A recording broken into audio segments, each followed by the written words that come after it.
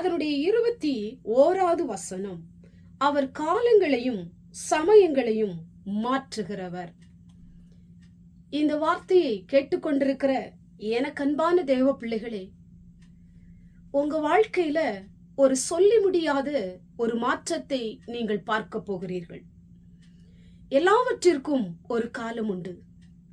அழ ஒரு காலம் உண்டு, சிரிக்க ஒரு காலம் உண்டு, சஞ்சலங்களை அனுபவிக்க ஒரு காலம் உண்டு, சமாதானமாய் வாழ்ந்திருக்கும்படி ஒரு காலம் உண்டு, துக்கப்பட ஒரு காலம் உண்டு, மகிழ்ச்சியாயிருக்க ஒரு காலம் உண்டு.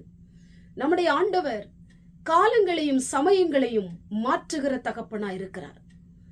நீங்கள் ஒருவேளை துக்கத்தின் நாட்களிலே வாழ்ந்து கொண்டிருக்கலாம், பிரச்சனை நாட்களிலே வாழ்ந்து கொண்டிருக்கலாம், உங்க வாழ்க்கையிலே சமாதானம் இல்லாமல் இருக்கலாம், உங்க வாழ்க்கையில எந்த விதமான வளர்ச்சியையும் நீங்கள் பார்க்க முடியாத நபர்களா இருக்கலாம், ஒரு வெற்றியை பெறாமல் தோற்று போன அனுபவத்திலே நீங்கள் வாழ்ந்து கொண்டிருக்கலாம். இவைகள் உங்களுக்கு நிரந்தரமானதல்ல. ஆண்டவர் காலங்களையும் சமயங்களையும் மாற்றுகிற தகப்பனாயிருக்கிறார். நிச்சயமாய் ஒரு சொல்லி முடியாத ஒரு மாற்றத்தை நீங்கள் பார்க்க போகிறீர்கள். அழுத நீங்கள் சந்தோஷப்பட போகிறீர்கள். துக்கப்பட்ட நீங்கள் மகிழ்ச்சியை பார்க்க போகிறீர்கள். பிரச்சனையை சந்தித்துக் கொண்டிருக்கிற நீங்கள் அழுகையின் பள்ளத்தாக்கை உருவ நடந்து அதை நீரூற்றாக்கி கொண்டது போல சந்தோஷத்தையும் சமாதானத்தையும் பார்க்க போகிறீர்கள். முன்னேற முடியாத உங்க வாழ்க்கையில ஒரு முன்னேற்றத்தை பார்க்க போகிறீர்கள். தடைகளை சந்தித்து வருகிற உங்க வாழ்க்கையிலே ஒரு வளர்ச்சியை நீங்கள் பார்க்க போகிறீர்கள். இதுவரை இல்லாத ஒரு ஆசீர்வாதத்தை தேவன் உங்களுக்கு கொடுத்து உங்களை உயர்த்த போகிறதை நீங்கள் பார்க்க போகிறீர்கள். அவர் நமக்கு தொந்தரவு கொடுக்கிற மனுஷனுடைய கிரியைகளை தள்ளி போடுகிற பரிசுத்த ஆவியானவர். உங்களுடைய வாழ்க்கையை வளர முடியாதபடி தடுத்து கொண்டிருக்கிற சில ஆகானின் சதித்திட்டங்களை அழித்து போடுகிற பரிசுத்த ஆவியானவர். தொந்தரவு கொடுக்கிற சில மனிதருடைய சூழ்ச்சிகளை நிர்மூலமாக்கி போடுகிற பரிசுத்த ஆவியானவர். இன்றைக்கு அவர் உங்களுக்காக சமயங்களை மாற்றுகிற தகப்பனாயிருக்கிறார். நாட்களையும் காலங்களையும் மாதங்களையும் மாற்றுகிற தகப்பனாயிருக்கிறார். அவர் சொல்ல ஆகும், அவர் கட்டளையிட நிற்கும். எனக்கு அன்பான தேவ பிள்ளையே, சோர்ந்து போயிருக்கிறீங்களா? கலங்கி போயிருக்கிறீங்களா? ஐயோ நான் என்ன செய்வேன் என்று திகைத்து போயிருக்கிறீங்களா?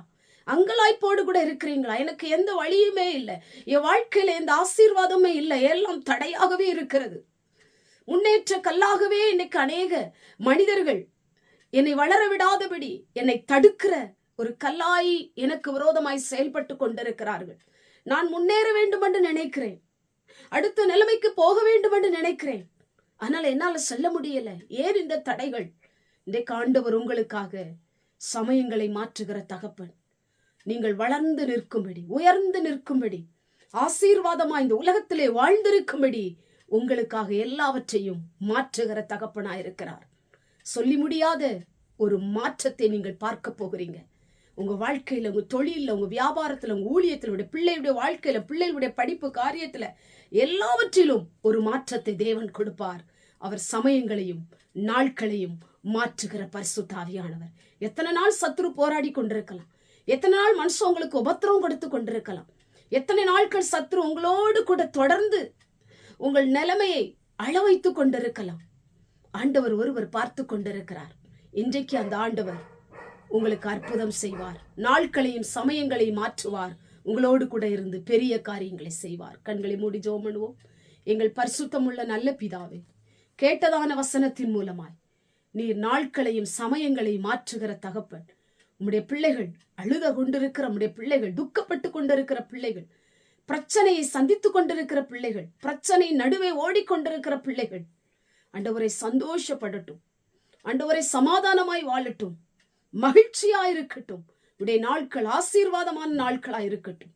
இயேசுவின் மூலம் செபிக்கிறோம் பிதாவே, ஆமென்.